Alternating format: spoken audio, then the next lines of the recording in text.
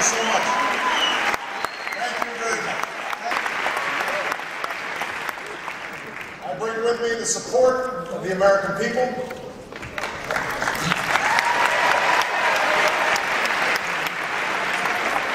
And the friendship that binds us together.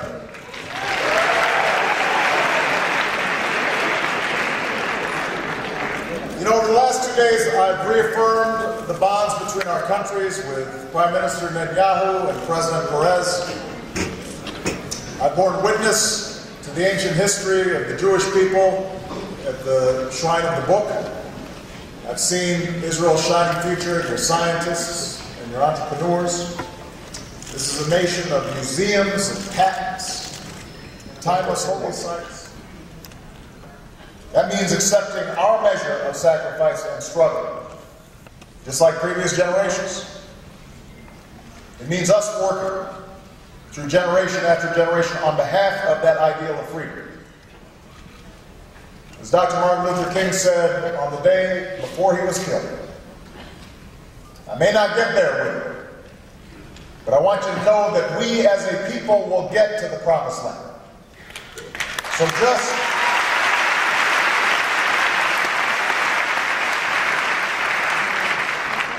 just as Joshua carried on after Moses, the work goes on for all of you, the Joshua generation.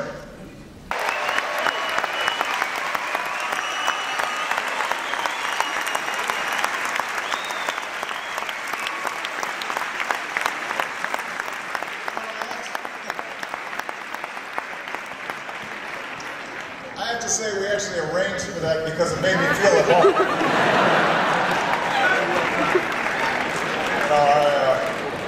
I wouldn't feel comfortable if I didn't have at least one heckler.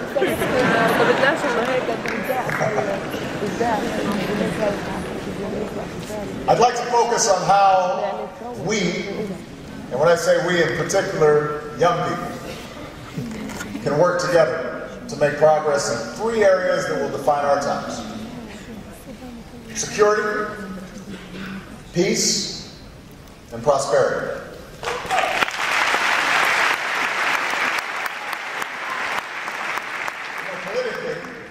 Given the strong bipartisan support for Israel and America, the easiest thing for me to do would be to put this issue aside. Just express unconditional support for whatever Israel decides to do. That would be the easiest political path. But I want you to know that I speak to you as a friend who is deeply concerned and committed to your future, and I ask you to consider 3 points. First, peace is necessary.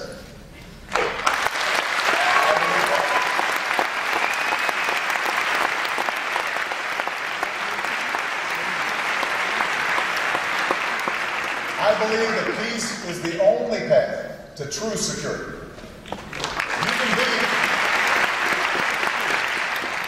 You have the opportunity to be the generation that permanently secures the Zionist dream.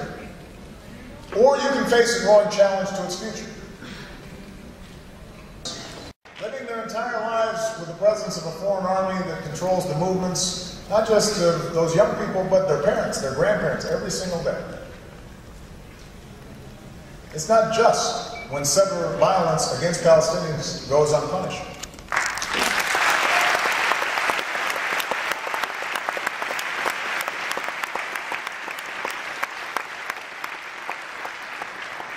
It's not right to prevent Palestinians from farming their lands or restricting a student's ability to move around the West Bank or displace Palestinian families from their lands.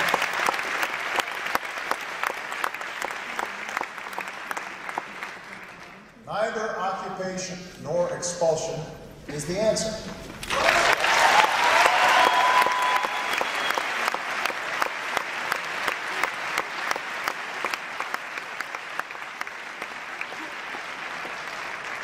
Just as Israelis built a state in their homeland, Palestinians have a right to be a free people in their own land.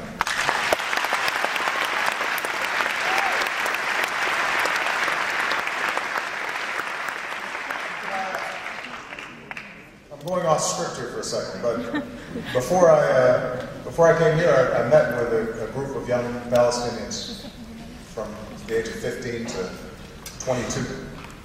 And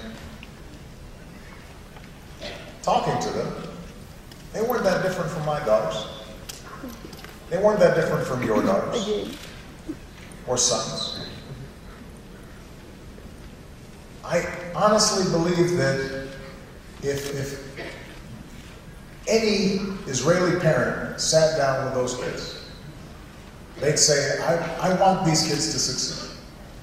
I want them to prosper.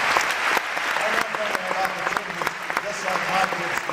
I believe that's what Israeli parents would want for these kids if they had a chance to listen to them and talk to them. I believe that.